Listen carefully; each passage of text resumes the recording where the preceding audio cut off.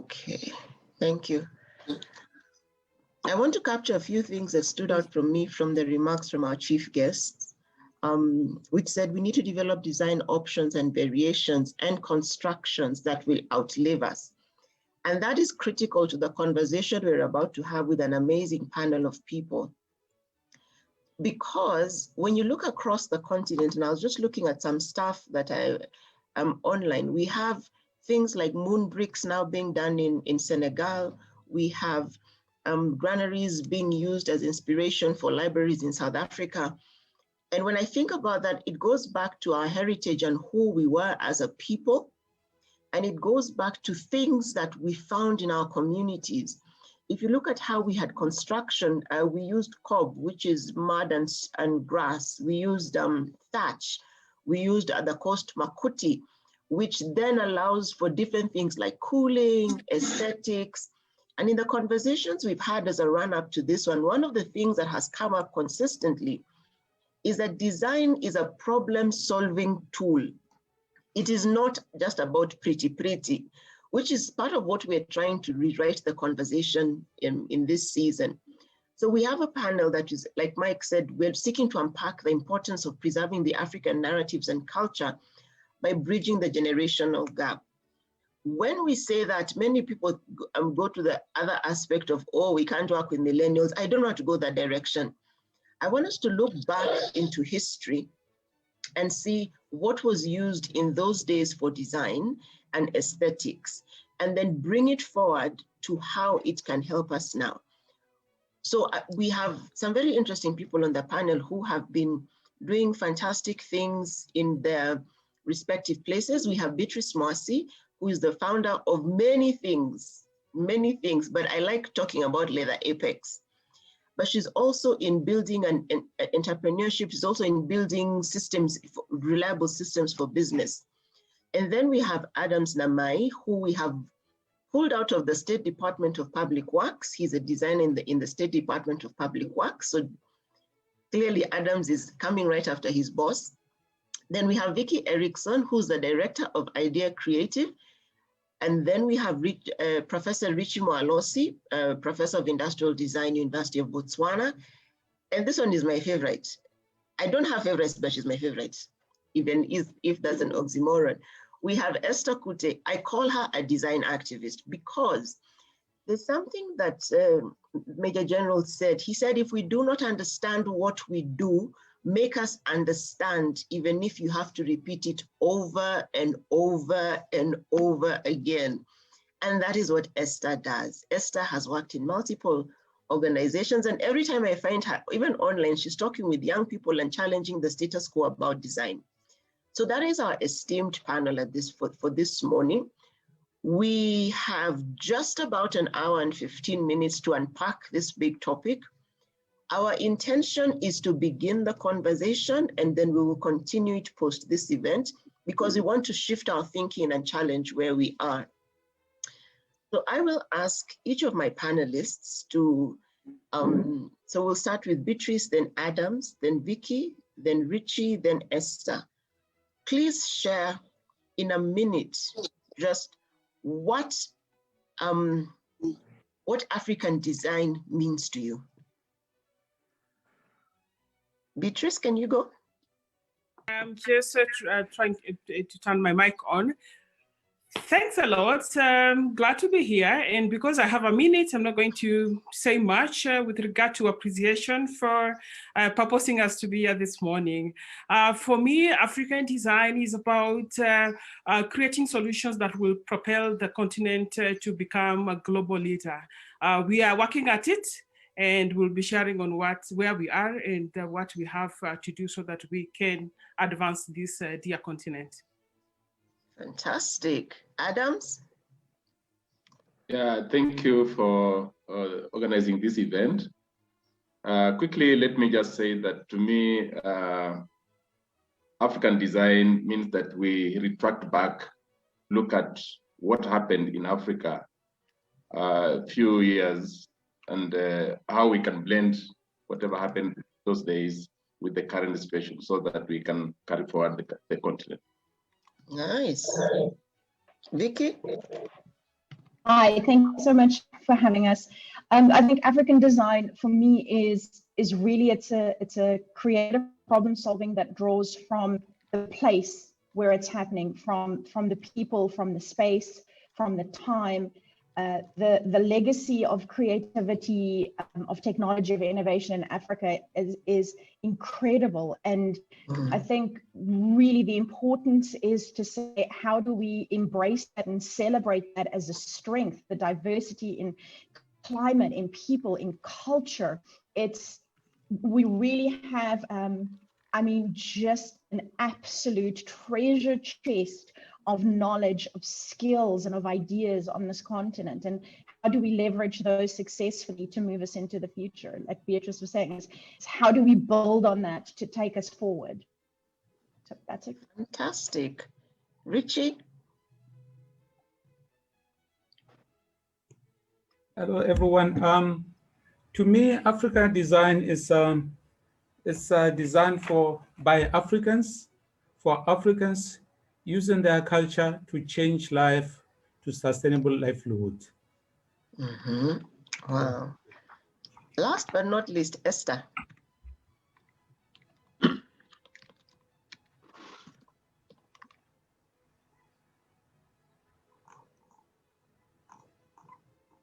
Esther, I saw you on the call earlier. Okay, I think she's dropped off. So we shall continue with the conversation. Please, as my panelists, please feel free to keep your mics on so that I can see you at the top of my screen. I like there's something that, that Vicky, you said, creative problem solving, drawing from the place it is happening. And then there's also been a lot of back and forth about sustainable solutions for Africa's problems. And that's why I want us to sit for a little bit. And I'll start with Beatrice. From where you sit and from interaction with the communities, what are the top African challenges we need to, or let me ask you, what are the top Kenyan challenges we need to sort using design? Thank you, Chesbere, for the question. It's a good question.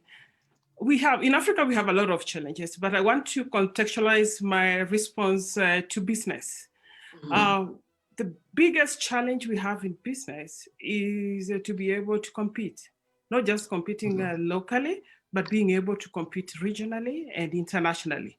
This I say because as we stand today, we are a net importer, not just as Kenyans, but I think Africa is a net importer. In Kenya, we are even importing shameless items such as toothpicks, really. What does it take? What does it take to create a toothpick? What does it take to fashion a nail? Actually, for us to produce nails, we just need one machine and a tiny small space where you can create your own even production inputs. But as it is today, we are importing literally almost everything. I'm told in Nigeria, they are also passionate about importing even tomato sauce, whereas Africa can even grow your own tomatoes. So we have a problem with being competitive. Talk to a number of local consumers that give you reasons why they are where they're preferring things elsewhere.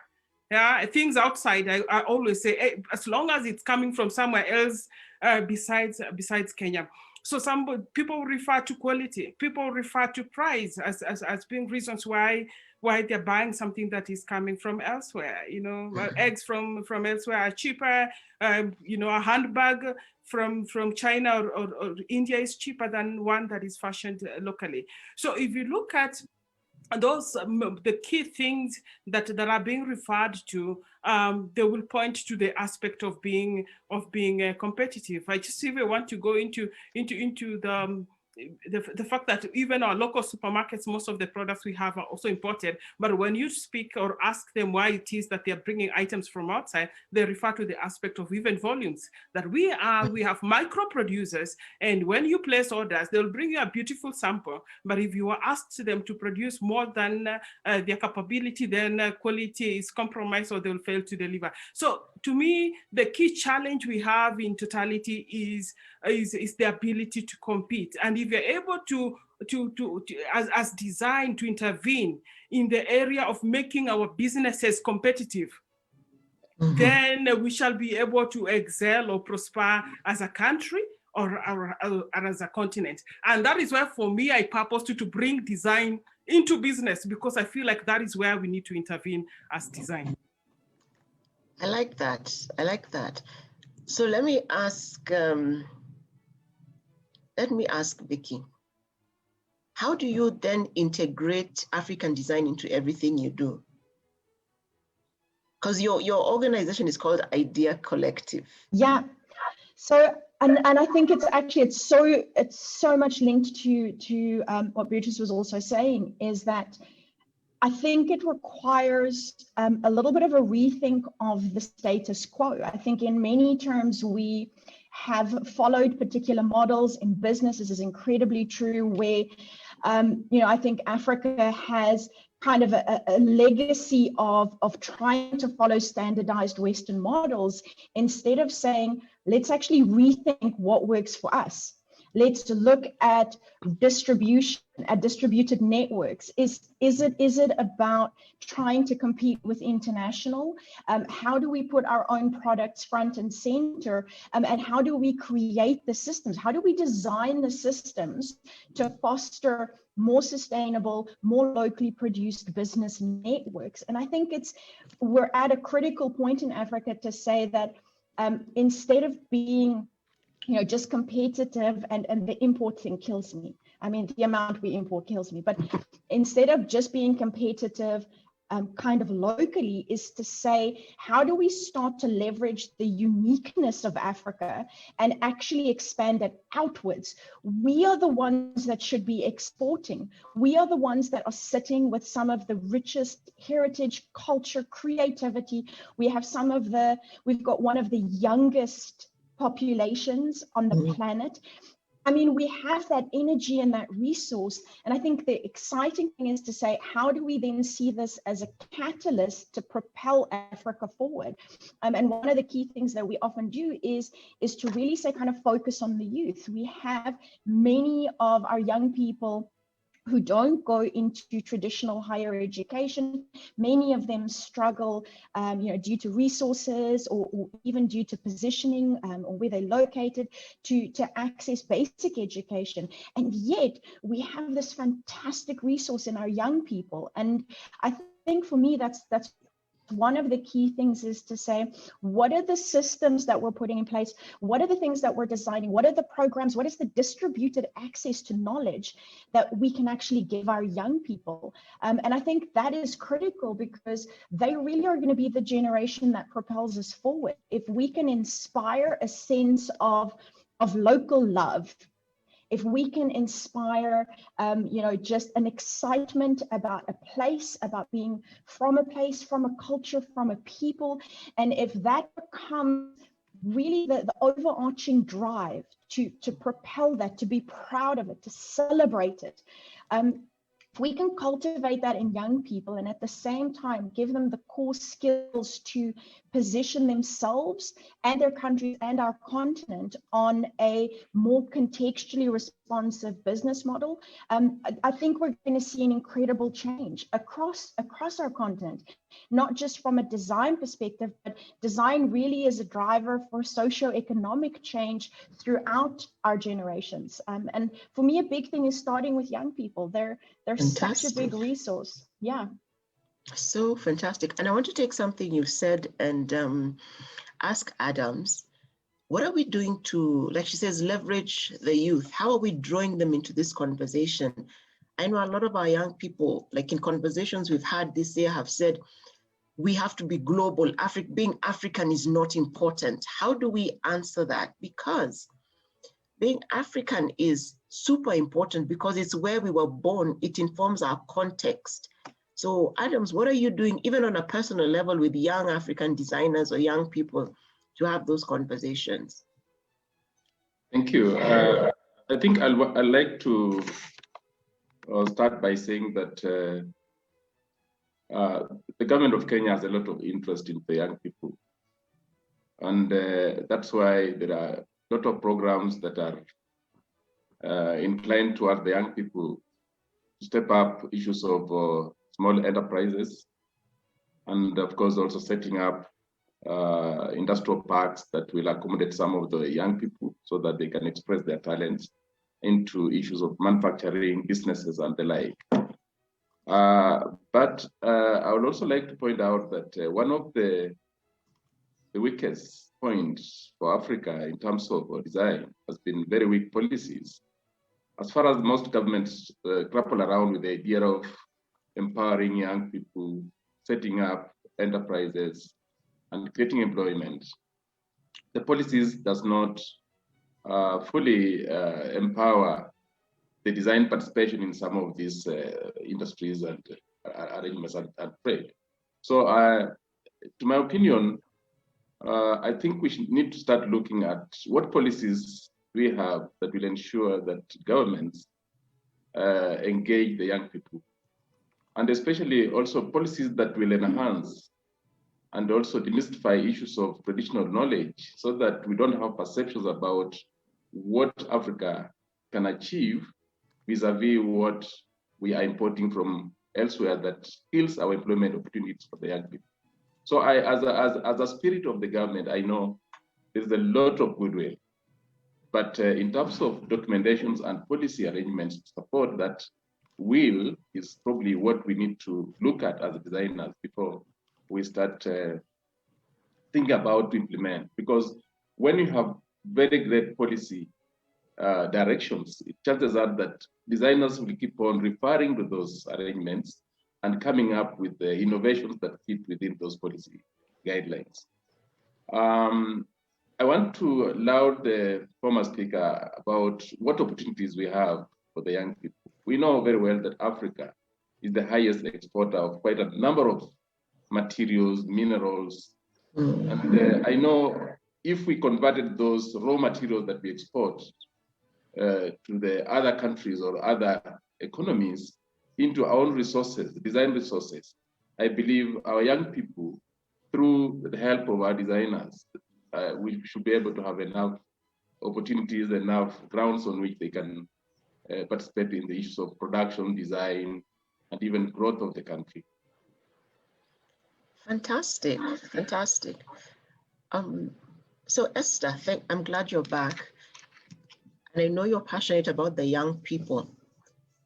When we talk about design that works for Africans, what should be our driving force? What should be the thing that is helping us customize the design that works for us as a people? Okay, thank you, Chesibiri. I hope you can hear me. Yes. Sorry, I'm having a busy morning and my network might be a bit spotty. So thank you for having me, and sorry I've missed a bit. However, I was listening in and I feel it's good to see that we are all almost on the same place in terms of thinking of what Africa design meant. So that is really good. I'm glad there is government representation here because it's very true. African design needs a lot of support policy-wise. And I think sometimes what happens is we have policy that is not supported or implemented well. So I think that's the next step. How do we have policy that is implemented well that will support designers? I think I might not answer your question that you've asked me, sorry, Chesubire, but we've always had an issue where we were saying designers, we don't come together, we don't pull together to support each other. But I've noticed over time that has changed. We are becoming very close-knit, we are becoming very involved, because before we were a bit standoffish, we were laid back, we were not participating in a lot of things, but I'm seeing more participation, which is very good. So what we need to do is, we need to take this participation and use it to push to get those policies that actually support us, and also to put ourselves in situations where we work with organizations that support us. For example, Beatrice has mentioned manufacturing in Africa is very expensive. This is very true. I think, in fact, Kenya is one of the most expensive countries to manufacture anything in the world. Can you imagine? So I saw Kenya Association of Manufacturers has started an SME section, and a lot of designers in Kenya and actually Africa, we belong to the MSMEs and SMEs, the small manufacturing enterprises, small and medium, yeah. So we need to start looking for such organizations that then provide us a bigger umbrella, such that when we speak out as designers, we are taken seriously. We contribute quite a lot of money to this, our economies. If you look at, I was reading about footwear design in Africa in general, and I was looking at Ethiopia is contributing almost 30 billion to the Ethiopian economy. You know, Kenya, we are contributing almost similar amounts. But then we are still not taken seriously because we are not in an umbrella that when we speak out, it's taken seriously. So I think for me, let me say that first, then maybe you can ask me that question later. There's something I want to ask Richie. What is the experience in Botswana, and interlink it to what Esther has just said? How do we then move the continent forward? How do we influence policy? And are there examples of policies that have worked in Botswana, or is Botswana like Kenya, who as we're still at the developmental stage of design policy? I think we are also similar to your situation. We are still developing. You know, design is not as yet recognized as a change maker in business, in social life, and all that. But perception are slowly changing. Because if I can give an example, we were asked to design some equipment, personal protective equipment for COVID-19. And I think slowly this now that they are starting to realize that, yes, design has a value to add in people's lives. But to expand on that, I think what we need to be focusing on really is social design, whereby we look at how do we provide decent accommodation to people living in slums? How do we provide clean water, food, health, education, energy to the disadvantaged, or to design for the other 90%? Because what tends to happen in Africa, even though we are in the process of maybe doing policies on design, let's focus our policies on designing for the other 90%, not the elite 10% who have money, who want maybe more of entertainment gadgets rather than the bread and butter issues of everyday life. We also need to look at maybe the base of the pyramid. You find that most of the people are at the base of the pyramid. It's only a few who are in the middle class and then the top class. The majority of the African population is at the base of the pyramid, and this is where we need to make an impact. And as we can make an impact in that area, and again, on the youth, because they say Africa is the youthful continent. So if we can make an impact on the youth, and then on this other three, social design, base of the pyramid, design of the other 90%, and if we formulate policies around those areas, I think we are going to have an impactful design. I thank you. Good stuff. It reminds me of some of the reading I've been doing, because Africa, we have 1.3 billion people, of which 75% is under the age of 35. And the conversations we are largely having is in an older demographic. So I really like the fact that we're talking about bringing in young people. We have a design students network that we run at DKS. And it's very interesting that the things that they're talking about as real issues are simple things like access to opportunities, internships, and the opportunity to get their work not criticized, but critiqued in a way that they can grow from it. So I wanted to do some reflecting, and I'll start with you, Beatrice. How did you get to the place where you understood the value of shifting the conversations and the work in the design sector? How did you get to the place of understanding how important what you do is to community building and transformation? Thank you, Chesubire. I don't know why I have an echo. Is my voice clear? Yes, you're clear. Okay, thank you. I think to me, I will be lying if I didn't say it was by default. I graduated in '95 and then joined an NGO. And the very first assignment I got was to work in an industrial design unit. But what was happening in this particular industrial design, that was Undugu Society. What was happening in this industrial design unit is something that I think we should emulate to date. Their work was to induce design appreciation among the Jokali artisan. And they knew that what was the typical behavior, design behavior in Jokali was that one of copycat. If it sells, if your neighbor's product sells, just copy and reproduce. And before you realize, everybody in the Jokali sector is selling the same thing, whether it truly sells or because of the proliferation of the same product, it ends up losing value in the market because then they start competing on price. Now, I joined in the industrial design unit and we develop furniture. We were focused much on furniture. And what we will do is we will bring a few artisans from the Jokali sector into the industrial design unit. And we will lead them through the design process and guide them in the fabrication of the design-oriented products. What will happen is that this crop of Jokali artisans that are brought to the design unit will go back into the Jokali sector producing the same new the product that they have learned how to produce at the industrial design unit. But also, they would have also gone with them the knowledge on how to follow the design process in realizing products. What we realized at the end of the day, of course, you'll find the new design products being now produced in the Jokali sector. The interesting thing is that up to date, I still see some of the products that we realized at the Undugu design unit. So that excited me in bringing design to society or bringing design to the community, because I realized that people appreciate design.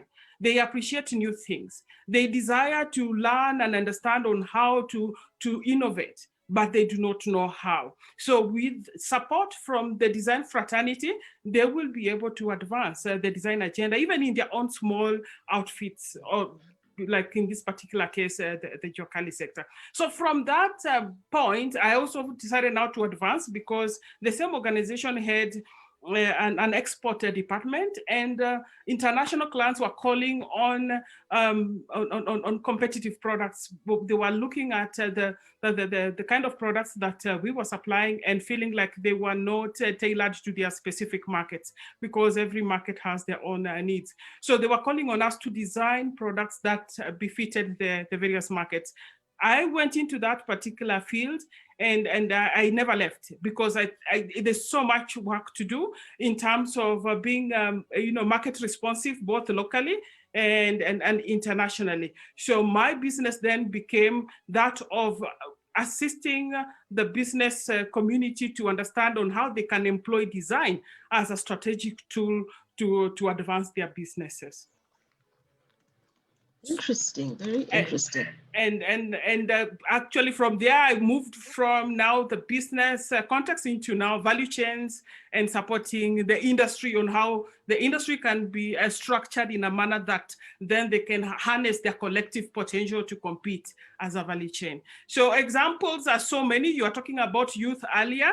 And that reminded me of cottage industry we set immediately after the post-election violence of 2007, and the understanding that most of the youth were being lured into violence because they were idle. If somebody has no job and you're promising them 500 shillings, at the end of the day, they'll take it and at least have something to go home to place a meal on the table with at the end of the day. So we went, and this the project was not just to engage the youth and provide sustainable livelihoods to the youth, but it was also a sustainable project in the sense that it was utilizing what I had seen from Lake Victoria. We brought, actually, this was an end-to-end project, because we got youth from the streets, we mobilized them, created a cohort, the initial cohort of about 30. We trained them for a period of time, equipping them with design knowledge. And with that, we were able to harvest hyacinth from the lake and fashioned furniture And to date, I would tell you that crop of youth are the ones that are supplying most of the hyacinth furniture you find in Kenya, and those that you find at most of hotels in Kisumu. So sometimes you don't need very large, production units, talking about mega cottage industries. It's just sometimes just required to just bring youth together, and they can create their own small cottage industries within their communities and still be able to impact on society. So examples are so many, so I can't cite all of them. I've been at it for over 20 years, but I think we have low-hanging fruits that we can just plug and play. There's something you've said that has really caught my attention, just the simplicity of that process and that program. And I want to throw this back to Richie. How do we then translate it? George Washington Karani says a deep understanding of design is key. And I go back to what the PS said, if we do not understand, keep teaching us. How do we translate the understanding of the value of design? Because no other profession exists without design. Richie.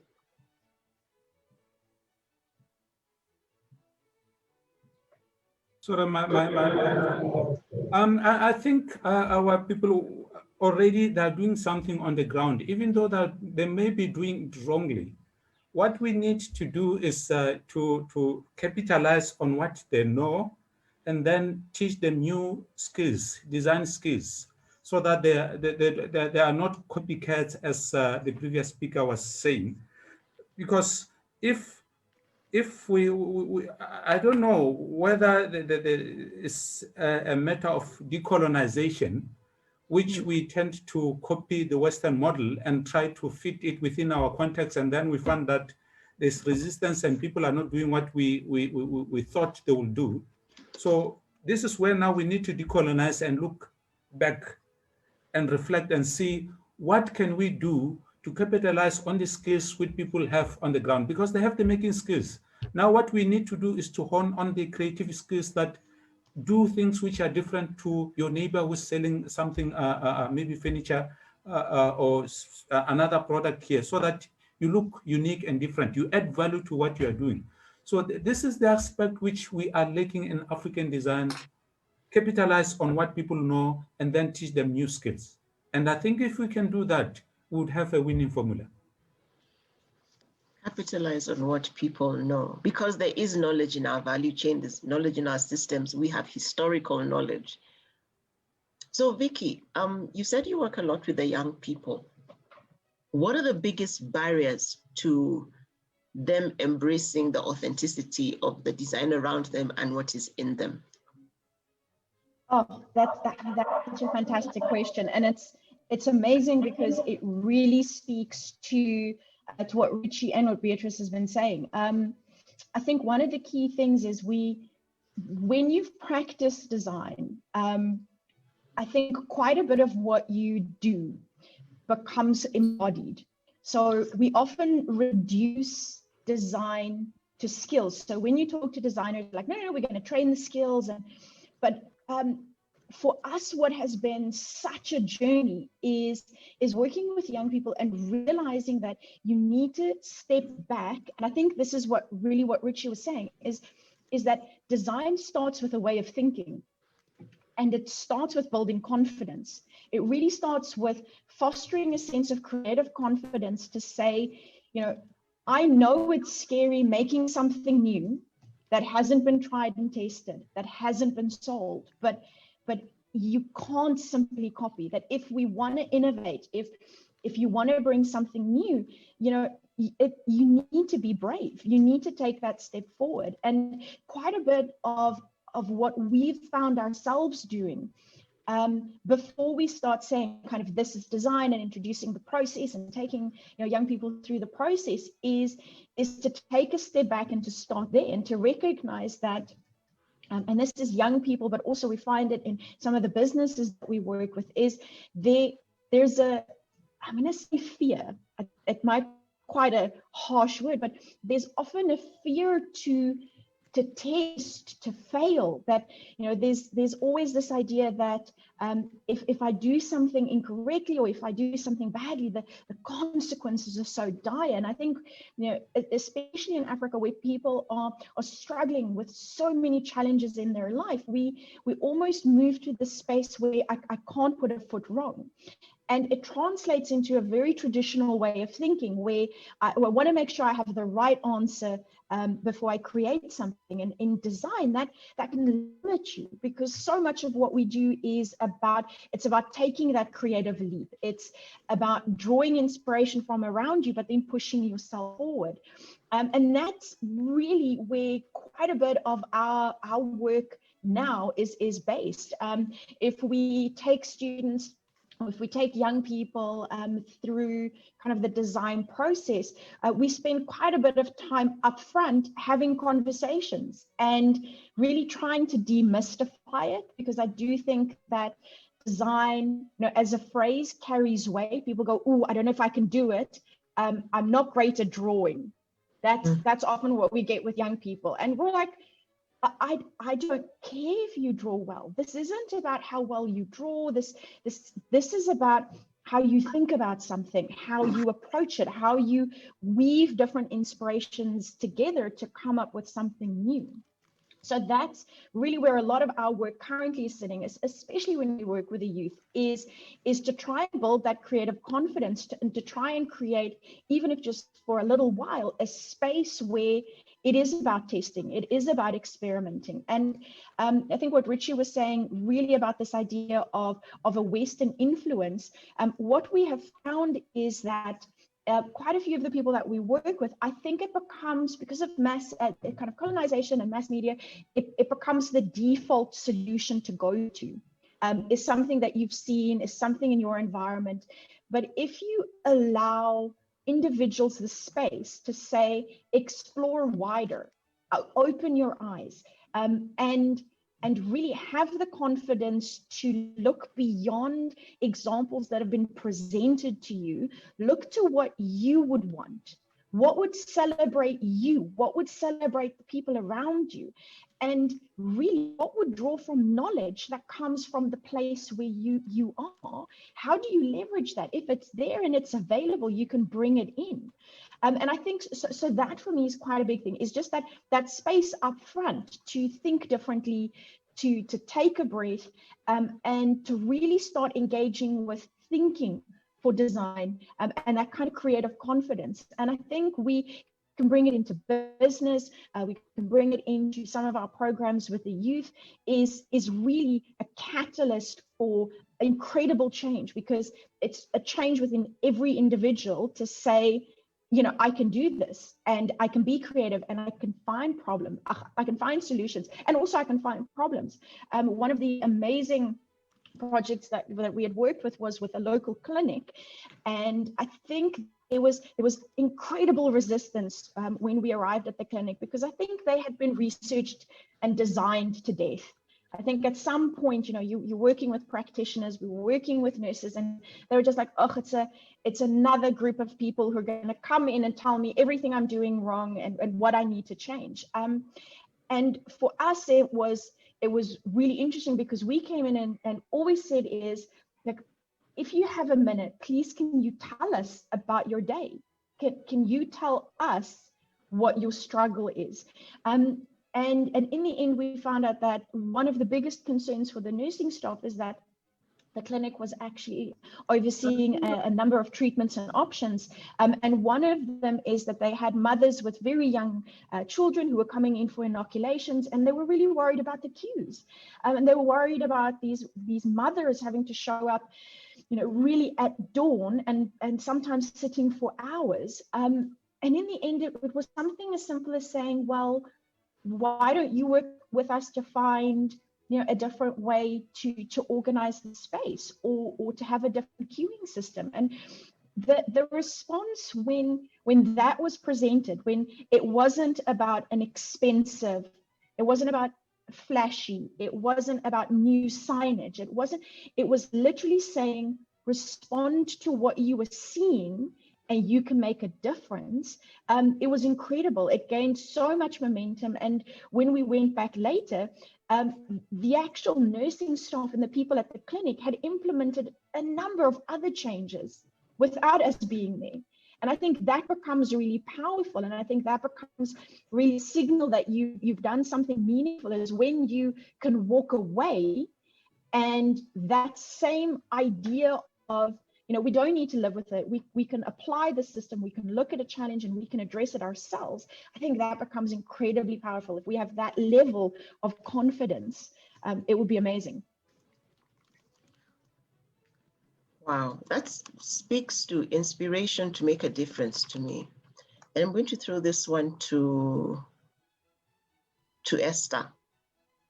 How do you inspire generations to understand that the measure of discomfort is something that they can actually begin to work to solve?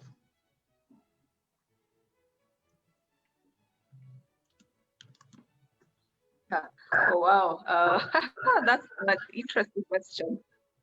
I think, of course, we have different generations. It's a funny thing currently on Twitter, the Gen Z are fighting the millennials. Can you imagine? It's a raging fight. It's being written on by, New York Times, all this big media featuring that story. And I find it a bit funny because there's really no point in generations fighting. We can all work, collaborate in collaborations, and we can utilize what we know within our generation and transfer it to the next generation. So for example, with my parents' generation and even my grandparents' generation, anytime I would tell them I'm a designer, they would ask, what is a designer? And that's the thing. What is design? What is a designer? People need to understand that, and it needs to be very clear in their minds. Because what I noticed is when you tell, especially the older generation, I'm a designer, the first thing they ask you is, can you draw me? It is the most common question you will be asked by anyone. My parents, my grandparents, my uncles, aunties, colleagues who are older than me at work. So first, it's making them understand what design is. And for me, I would just tell them, when you wake up in the morning and you take your phone, you scroll through social media, there is someone who sat down, drew that phone with technical specifications, decided what material is going to be used for the back, for the front, tested that material to make sure there was a prototype that was made, and then they tested it again to make sure that there was a phone and that phone could be used so that you can utilize it. That's a product designer right there, or an industrial designer. A fashion designer, a fashion designer is not a tailor, because that's another thing. A fashion designer is someone who will actually guide you through the whole process of why is it that you want this outfit, what is the purpose for it, and then they actually research and they find information that then when they make the outfit for you, it's not just a copy paste, it's not just cutting and stitching, it's actually implementing a new idea, that solves your problem. So I feel that how we bring ourselves out of our comfort zones in the generations is understanding what design is. And for the students that I teach, for example, or for the students that I mentor, the first class, when we meet, I will always ask them, who is a designer that inspires you? And I think it's nice that every year I find more students can actually mention several designers that they know that have done work that inspires them. So now I've been asking them, who is an African designer that inspires you? So that then we start speaking and saying our names, Then when they inspire you, what is it that they do that inspires you? You look into their process, yeah? I love what Vicky said, that we are taught to be perfect. Actually, that is a system in our education that we need to change, where we are taught to be perfect as opposed to experiment, And I've been also trying to get myself out of that feeling of, I have to be perfect. Whatever I make has to be 100% good, Because the more I experiment, the more I practice, the better I become, you know? So allowing, especially the younger generation, to understand that they can experiment with their designs, they can play around, collaborate with their classmates, their colleagues, you know, they can find resources and utilize that resource and see how to play it back. Like, I love Samsung. I love Samsung phones, the Galaxy Note. So I always ask my students, what if you take a Galaxy Note and re-engineer it, design it backwards, and you develop a phone that is completely different from this Galaxy Note? What would you find, you know? The other thing I would say is we need to sort of expose ourselves to what is being done by other African designers, of course, apart from what is being done globally, but African. I keep saying African because this year I feel like I'm also being taught that I need to learn more about Africa and African designers. So I really love that. I love that there's Richie here from, is it Botswana? I love that I see Vicky here. I was in a conference, the World Change Designers Conference just 2 days ago. There was Safi Mafindikwa there, you know. There was Simon Chawera, I think, from the Chawe. Yeah, and the presentations they were making about Africa design, I loved it because it was no longer just about African design is Kitenge, African design is Kikoi, you know. It's taking it, you know, we are African. I'm an African. So whatever I design is African, because what else could it be, you know? Yeah. So they were showing us examples of designers who are coming up with concepts that I could say are very global, but you could see influence of the African culture in it. So I think this year I'm being guided towards, we need to learn more about our culture. There is the surface top layer of the culture, you know, the one that everyone knows, the Kangas, the Kitenges, you know, those are the top layer. So as designers, we also need to go deep in and start understanding the meanings behind what we call our culture, the African culture.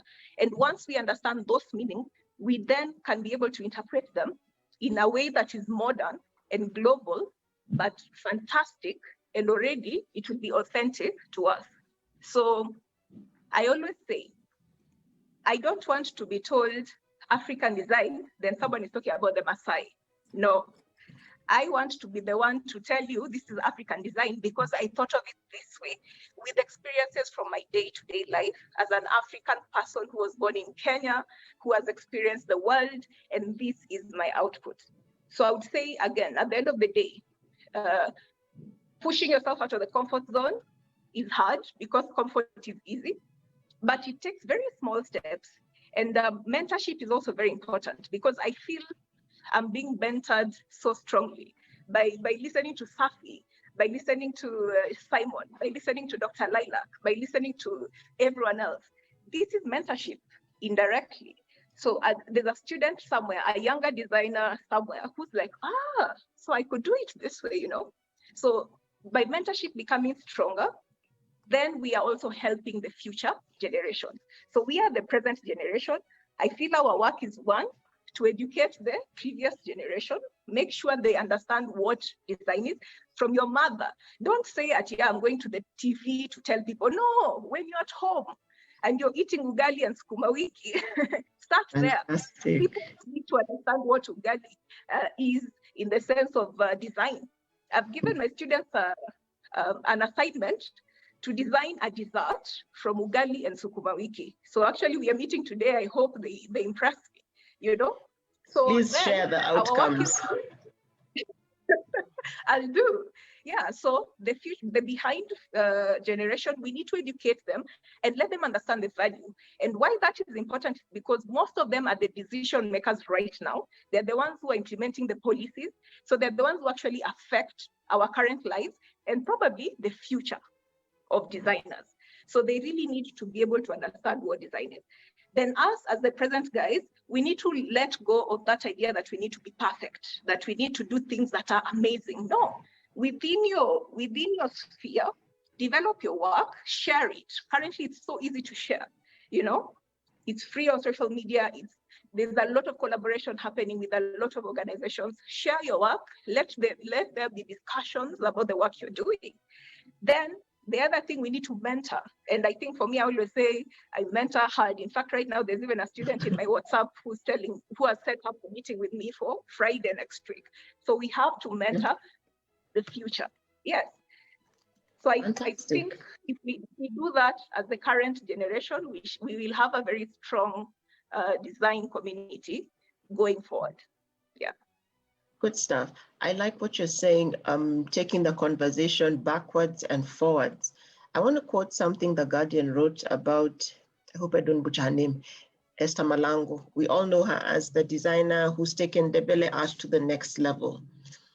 And she says, I'm surprised that people are running away from their own culture. Our culture is good. The importance of our culture is to know where they are coming from, where we are coming from as a people. The children, the grandchildren must know which roots they're coming from. If the children don't learn from the elders, then everything will vanish. And she really inspires me because she's taken simple Ndebele art and applied it to all sorts of stuff. We have seen it on shoes, we've seen it on the launch of the BMW, of the Fiat, we've seen it as the tails. She did a special series on airplane tails. And that for me speaks to the fact that what we have is critical. I look across the globe, you look about what the Aborigines have, you look across to what the American Indians had, you look into 16th century Britain.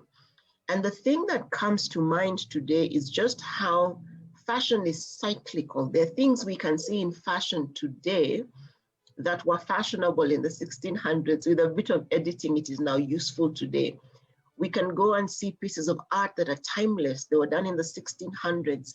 They're now worth millions of dollars. And I want to ask Adams this question. You talked about design policy frameworks. What are the elements we need to be thinking about as African designers to begin to immortalize our art, our design, our creations, and how does government help us preserve? Because there's a measure of preservation that has to be beyond the individual. How does government help us with that? Yeah, thank you. Yeah, thank you. I think I'm enjoying listening to the speakers, especially Kute, whom I've known for quite some time. Well, you know, in government, the main purpose for the policy is to protect the interest of the country, and especially to ensure that whatever that is produced in the country benefits the people of that particular country. And it also cushions the country from intrusions from other external economies that could be actually overpower the production levels of a specific country. Like for instance, Kenya, our cotton industry has suffered quite a lot, just because we allowed quite a lot of stuff from out there that is actually outdated and old to come into the country to destroy whatever that we are producing. So we need policies, and actually it's the role of the government to ensure that it comes up with some protective mechanisms on which the country can lean on to grow its own industry. What I know, as a country, we are actually a very rich market. And that's why the earlier visitors, when they came in, they realized that actually these people are very good consumers, and they ensured that they brought us things that would induce us to buy. But if you look at what has been happening, our country is producing things that are exclusively Kenyan, and Kenyans are buying them. A good example is the jiko. We don't import charcoal jikos. We don't import certain gadgets like food warmers. If you go throughout the country, you'll find that most hotels are using juakali food warmers. We are on quite a lot of production on earthenware, pottery, building materials, and components like wheelbarrows. I don't think we import wheelbarrows. Most of the wheelbarrows used at the construction sites are done at Kikomba. and sold all over the country and even East Africa. So that shows that as a country, we are actually ready to consume Kenyan product, so long as the policies that we generate, we formulate and implement will protect our industry, so that we improve on whatever that we are able to produce to make it now perfect, and to a level where we can also probably also sell it even outside Africa. I want to go a little further beyond your question and state that, you see, initially Africa was well knit and there were structures of how people live together that to some extent were sort of discouraged. A good example, I think when we were young, we all realized that we did not have fences on our homes, and people would play across homes, run around. And if you wanted to go to East, you'd just cross over people's compounds and go, and it was very nice. Enhancing security and enhancing togetherness. That concept was actually discouraged. We put concrete walls around our homes, but now there is even newer thinking about it. According to the building technologies that are emerging, especially the green building, it's now encouraging people to create neighborhoods that will interact connectivities, will allow people to network. They're even encouraging that we go back to our local building materials, using local technologies and the likes. And that's, I think, why the PS was insisting so much on the West African designs that tend to lean towards local productions of materials.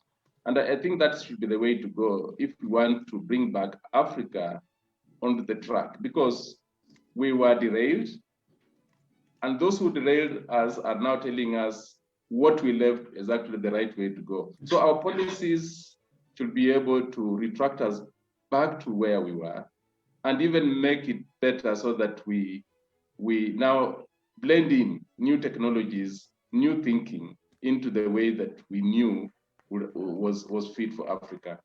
So the materials that we have as a country, if well nurtured, and the kind of brains that we have, if well nurtured, we are likely to go back to the African that will regenerate itself and resustain itself the way it used to happen before.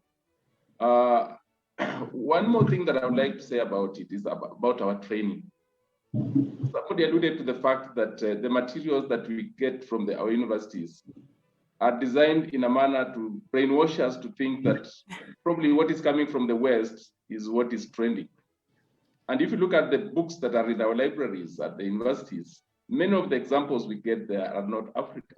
So I think we, as a continent, we need to look at our curriculum, look at our training materials, do more research, so that we come up with content that will lure our young people to start appreciating the potential for Africa and for Africa.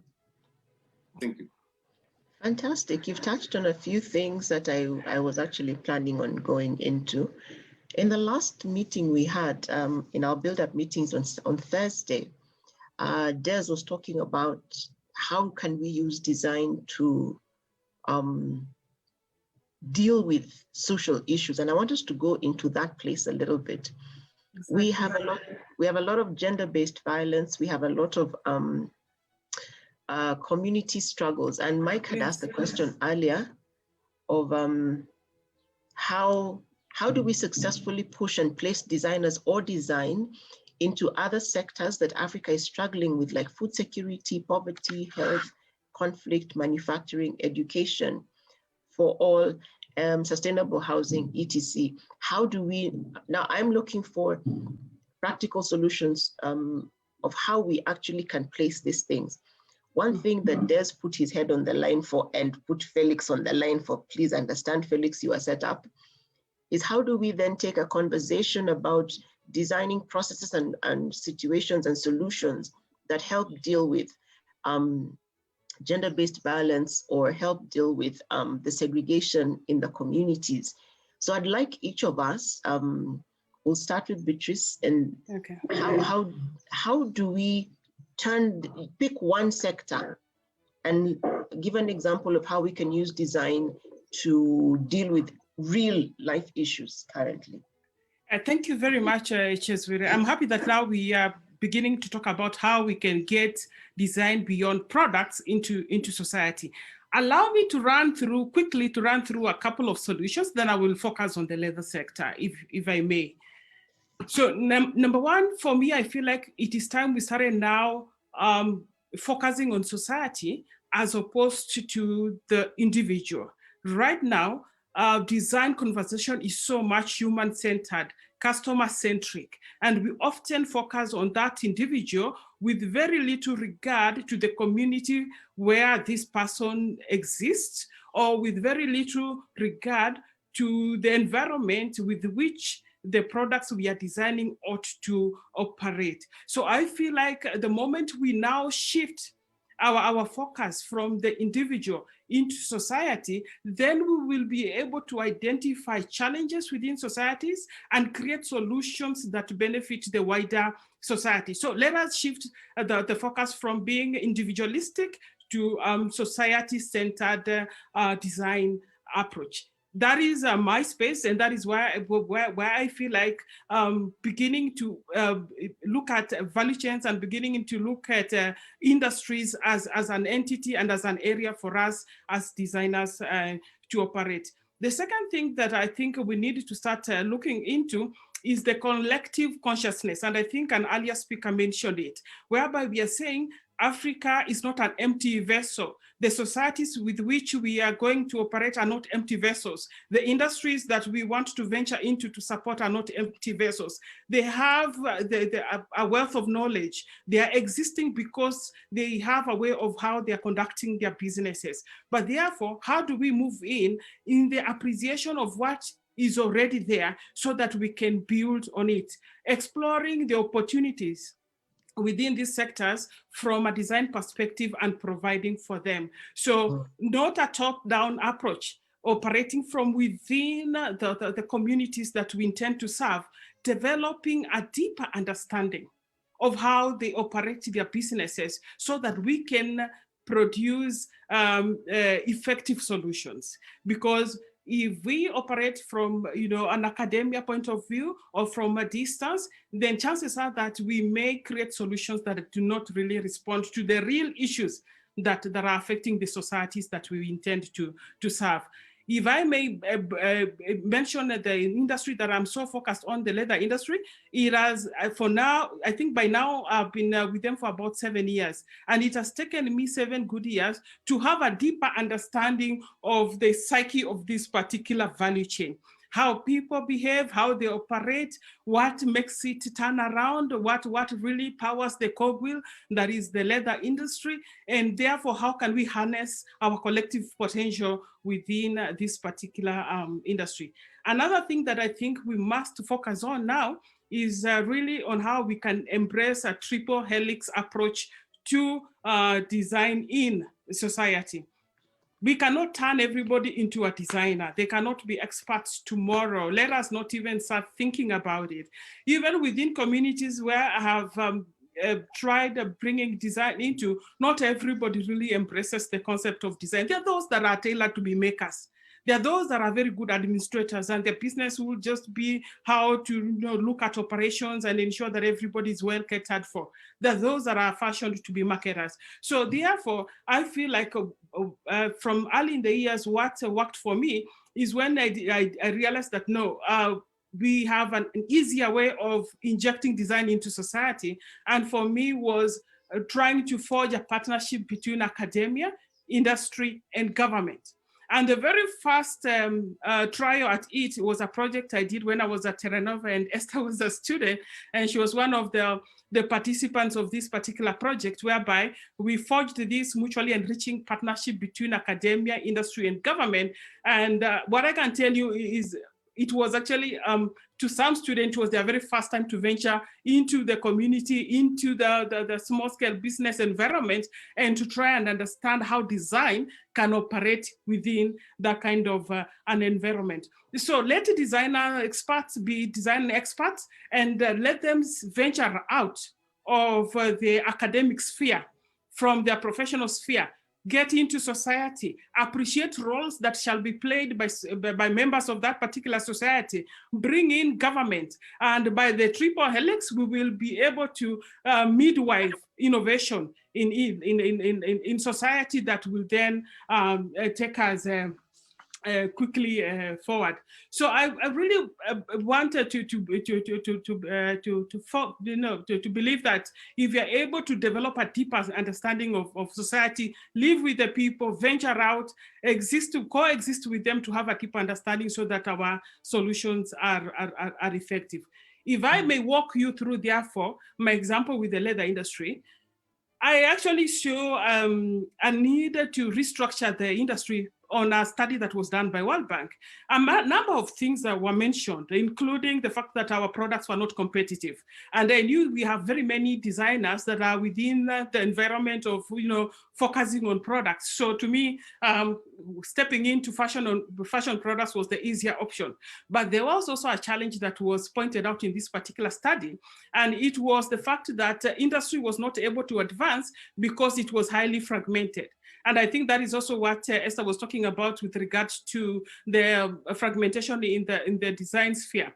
So the leather industry was highly fragmented in the sense that if you look at various players across the value chain, from those that are concerned with animal husbandry at the farm to those that are retailing leather products and everybody in between, guys at the abattoir, talking about tanneries, manufacturers of footwear, manufacturers of leather goods, all these were fragmented, disjointed entities. And yet we were talking about the same value chain. Now, for a country to advance, for us to compete at a macro level, the value chain must be competitive as a value chain. So the person producing the leather that will feed into manufacturing must do it in the most efficient way so that then the manufacturer gets it at the most competitive price and at the best quality that you can ever get. That is how you are able to create a competitive finished leather product. So for me, I saw an opportunity of stepping in and looking at how we can restructure this particular value chain so that it is more cohesive, so that then we can optimize the output out of the particular industry. Now, for me to do that, then it required then that we even get to design, to establish units within the value chain that will respond to specific needs of value chain players. So we created what we refer to Leather Goods Manufacturers Association, then getting to create the umbrella, then also getting into the institution itself and looking at operations and how we can better play as a value chain to be able to compete. So what I would tell you that today where we stand, we are actually one of the model value chain across the region in as far as the leather is concerned. Fantastic. I like examples like that. Richie, I want to throw the example in reference to something that I know is close to your heart, Afrocentric design education. How do you influence that?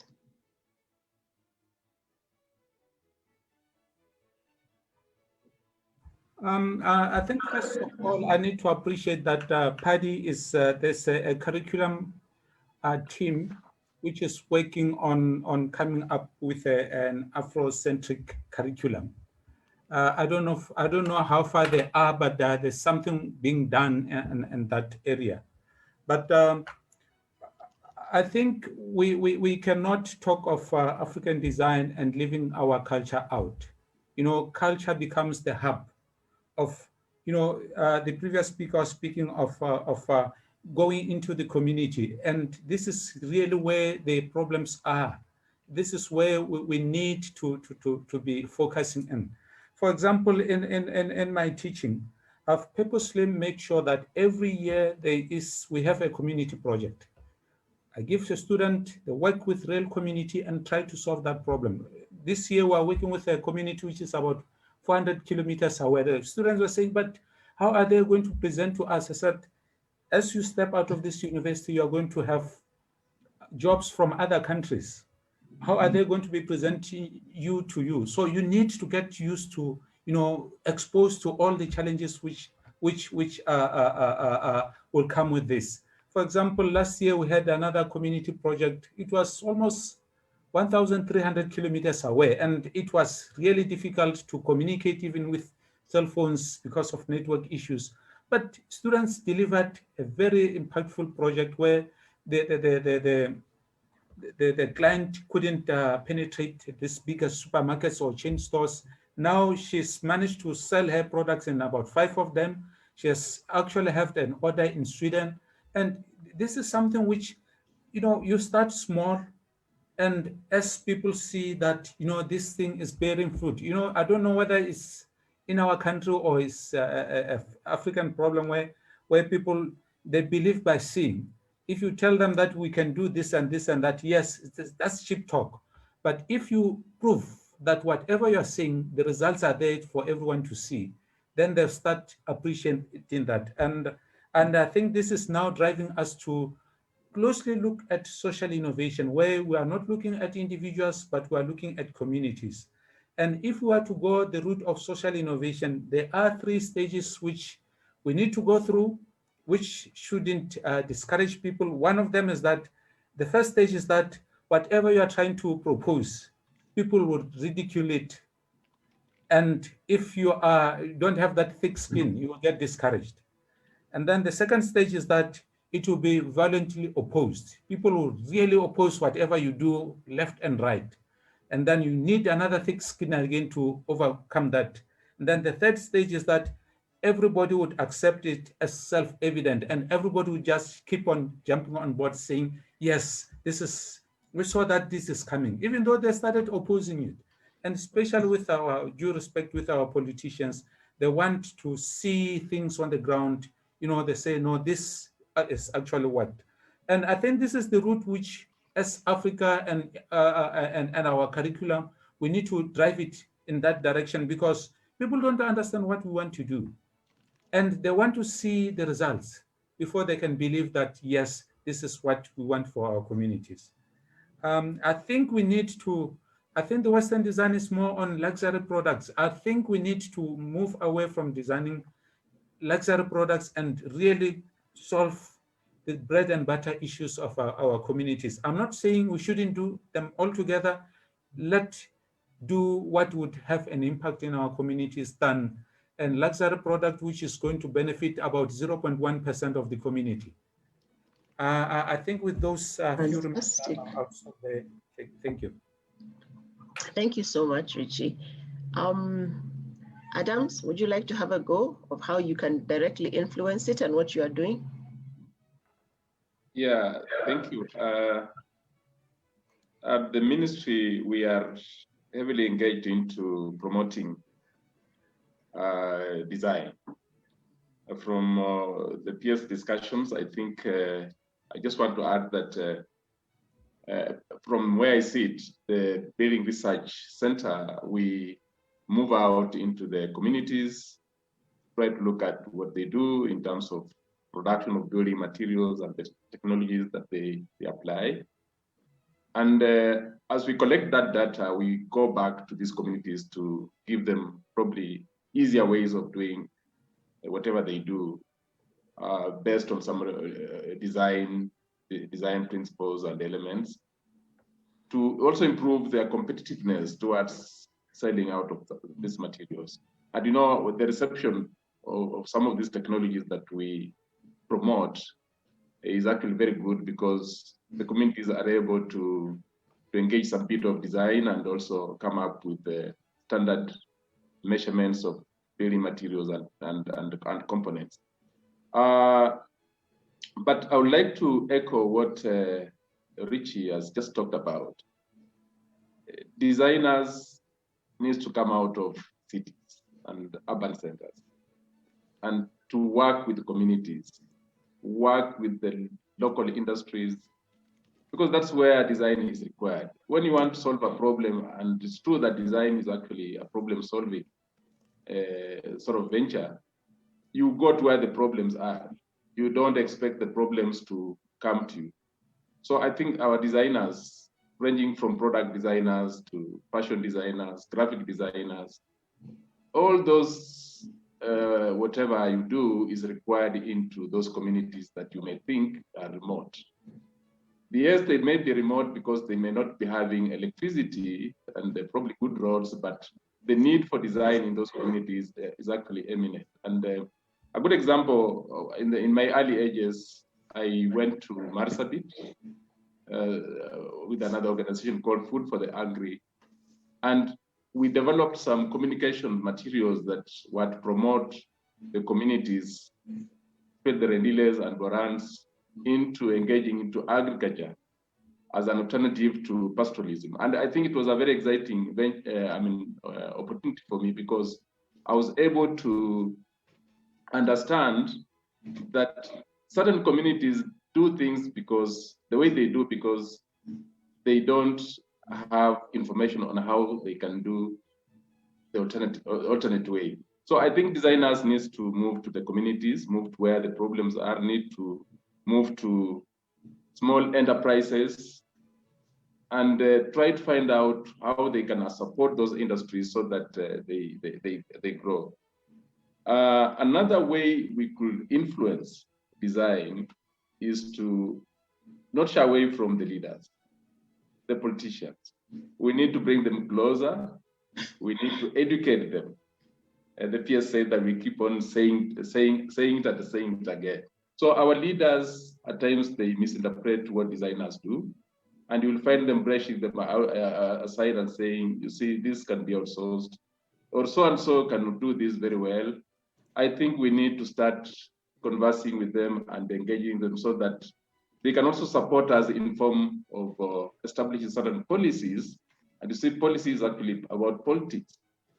Through parliament, they need to come up with some of these policies that will promote design in the country. And I think that's basically what we are discussing about, bringing change in form of policy that influence design participation in our economy. Thank you. Fantastic, fantastic. I want to ask Esther, and Esther, I know you've been part of a lot of student activities. How are you pushing the students to be in more sustainability activities using their design? Thank you, Jessibere. I hope you can hear me. I'm in a very noisy situation now. So one of the things is I'm asking students to use design and storytelling to change stereotypes. We know there are a lot of stereotypes about Africa, about the world, about individuals. So for me, I would say that is one of the things. Every day, ask the students, okay, so what do you see around you as a design student or as a designer that you think you can change? And how do you change it through design? And very importantly, storytelling. Why I insist on storytelling is because listening to a lot of people discuss matters relating to Africa, we tend, even ourselves as Africans, we tend to speak as if things are not happening. However, they are happening. Maybe it's just the story that is not being told. So it becomes very important for us as designers to tell our own stories from our own point of view and using our own narratives, because then we give it power. We give ourselves power. So that is one of the ways. One of the other ways, I like that Beatrice mentioned Terra Nova project. Actually, I was a student, and I feel Terra Nova changed my life, because before then I was not a very good design student.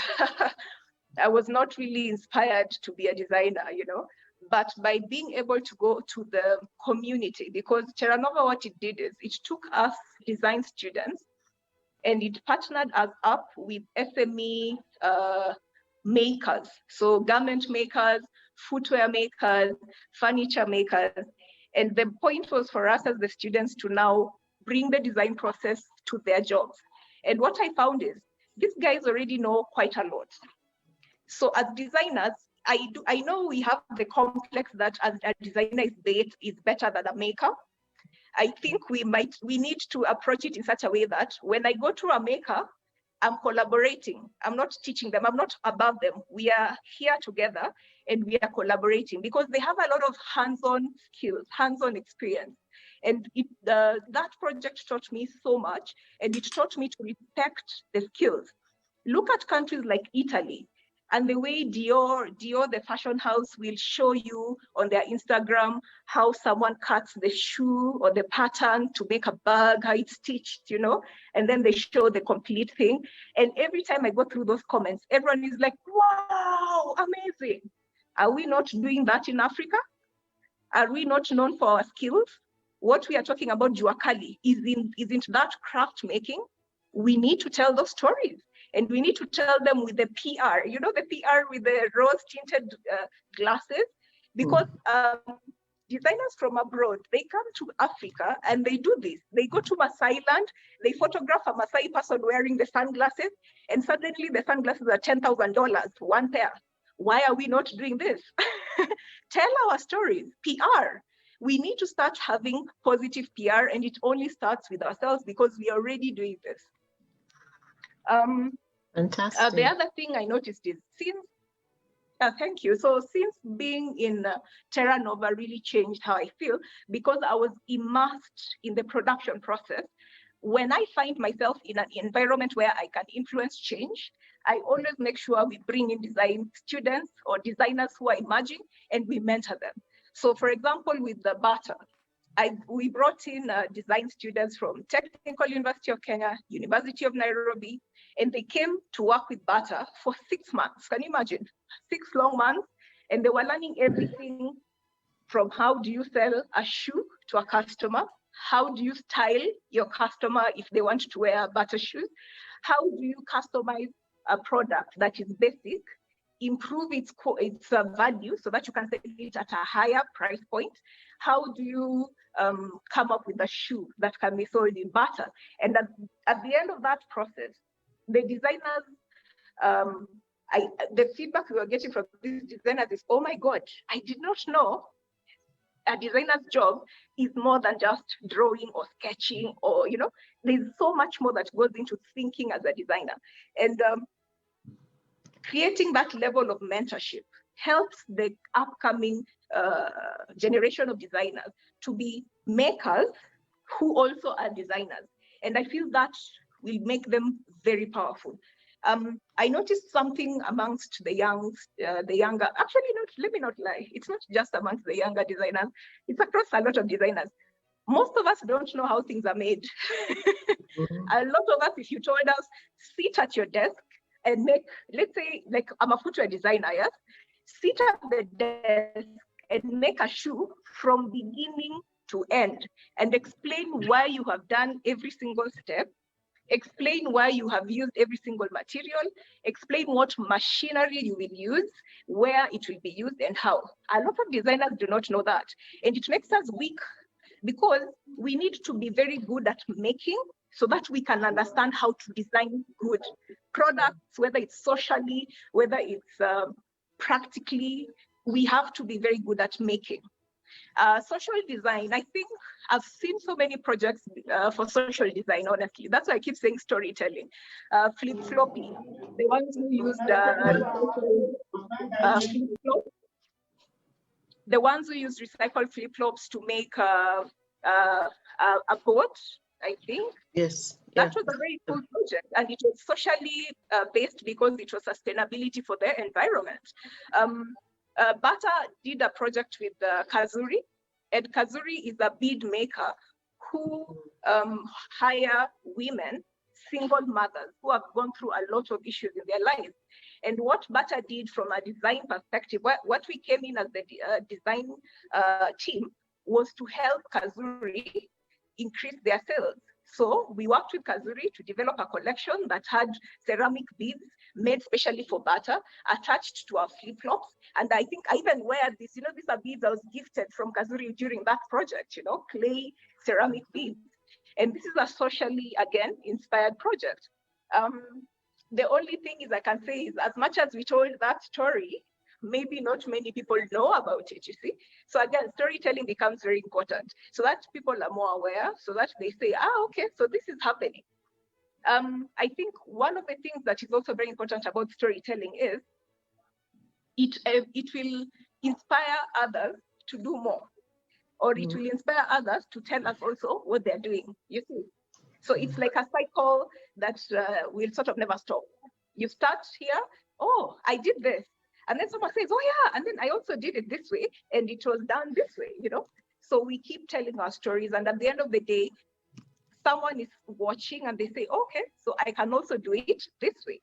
So I do believe as designers, Anne Macreith always says this, fashion designers in Kenya are one of the most sustainable, have the most sustainable businesses in the world. Why? Because they recycle almost all their products. They'll cut up, they'll design a dress, whatever is left, they use it to create another collection of maybe patchwork, you know. But Yes. since that story is not told, we assume no one is doing it, you see? So I think it's already being done. Let's tell the stories. And of course, in whichever capacity we find ourselves, I always say this, especially for alumni, reach back and pull other designers forward, okay? Fantastic. Yeah, one day when I see the designers I pulled up, being even better than I am, that would be my joy, you know, because I'm standing on the shoulders of those who pulled me up before them. Yeah.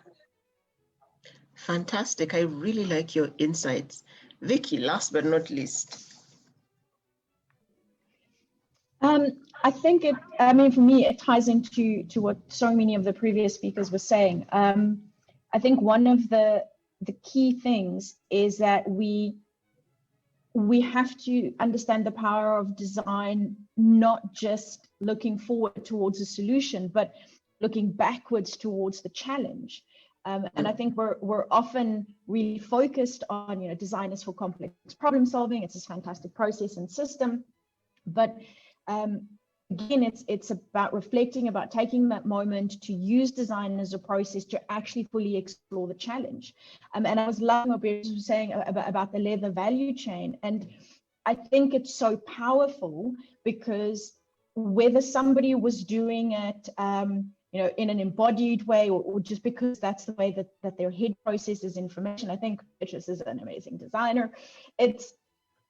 It's a way of looking, and it's saying, well, hang on, how do we better understand it? How do we understand the complexity of what's happening, the role players? How do we bring them together? And I think it ties into what Esther and Richie saying, like, you know, if we embed projects in the community, then the community become part of understanding the challenge in a much more nuanced and contextually relevant way, but they also become drivers and they become components of the solution. I often think that we don't spend enough time really looking at design as a tool to understand what is happening. And if we want to push this forward, especially if we really want to start showing government the power of design to deal with very complex social issues. If you mentioned gender-based violence, and I often fall back to there's an old quote. I'm going to get it horrifically wrong, but it basically says, if you give an architect a healthcare problem, they're going to build you a hospital. But if you give a healthcare problem to a pharmacologist, they're going to make you a drug. And it's the same problem, but if we're so blinded by our own disciplinary understanding of what a solution could be, even if we're very creative, we're limiting ourselves. And I think that's, for me, quite an exciting space that design is going into as the process to unpack challenges, to really look at who do we need in the space to build the network. And if we're going to work in a social space, I think we owe it to ourselves to do that, because a social issue it's never a one-dimensional issue. You know, it's never about better social services or social structures. It could also be an issue of space, of accessibility. It could be it's so many complex issues rolled into one. So I think for me, one of the powers of design and how we really address some of the social issues, and also how we get students excited, is to always take a step back and to say, use design to really understand what is going on, what you want to achieve, who you need in the room, be humble, recognize that you are potentially, as the designer, going to go less, you're going to know less, and it's fine, because you're there to bring parts together and to create a network to move forward. I think we need to really address that issue of the designer walking into the space as, you know, as the master, or as kind of the key practitioner. And I think that's what Esther was also alluding to, is you don't need to be. You're the person that can weave people together, that can bring the right people in the space to actually address a problem in a very responsive and in a much more sustainable way. And I think that's powerful. There's power in being humble as a designer. And then the flip side is there's power in actually singing praises. I agree 100% with Esther that we don't tell the stories. People always look outside of Africa for best practice. Why? Because it's PR, it's sexy PR, and they tell the stories, and it's in the newspapers, and it's on Instagram. But we have the same, if not more powerful, experiences and practices and business happening in Africa. We need to tell those stories, because that's how we inspire the future generation. It's by allowing them not having to look outside of Africa for inspiration, for affirmation, and for the future, because the future is here. We just need to show it. Wow. I love this conversation, and I can see our time is almost done. I want to go around the room and just ask for a parting shot, but a very different parting shot. I would like everybody on the panel to let us know what we can hold them accountable for. And I'll start with Richie. What are you going to go out and do there that we can hold you account for to measure your commitment? My commitment, which is really my passion, is on working with the community, understanding the problems the communities are having, and trying to co-create or co-solve the problems with them, so that once you pull off the project, the community can sustain the project without you, and they can do more than what you co-created with them. I think you can hold me onto that. Come after a year, you can ask me, what have you done? I will tell you stories. Thank you. I will remember. Thank you. Beatrice? Yeah, thank you. I will continue doing what I do best. You can hold me responsible for mainstreaming design in business as a strategic tool that we can utilize to advance our economies. So I'm working in the leather industry. I'm moving into other sectors, into other value chains, but you can count on me in taking design into business. Fantastic. Adams? Yeah, I would like to promise that you hold me responsible for lowering the cost of construction, especially buildings and housing, because on the process of encouraging use of locally available building materials, and also even researching further into on how those materials can be produced more efficiently in the country. So something that I promised that in the next 1 year, I think I should be able to give you stories about. Fantastic. Esther? I hope I'm saying the same one so that I don't have too many of them. So I am doing my PhD. I've just started. My concept note was accepted.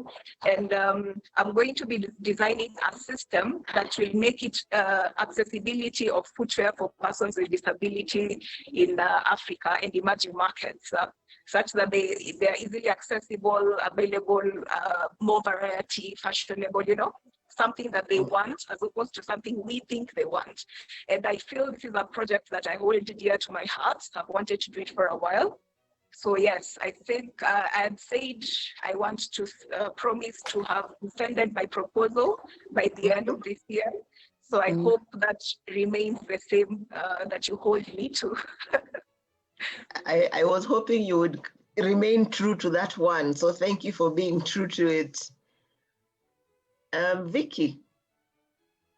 Thank you so much. I think definitely accountable to trying to expose as many young people to design as a way of thinking, a way to make them feel more empowered to bring who they are, where they're from, into what they do, into what they create, and into what they make. And then I think really building on what Esther was saying and some of the conversations that we've had in the PADI publication group towards the end of last year is to promote telling the stories of African design. So hopefully you can hold me accountable and some amazing things happen.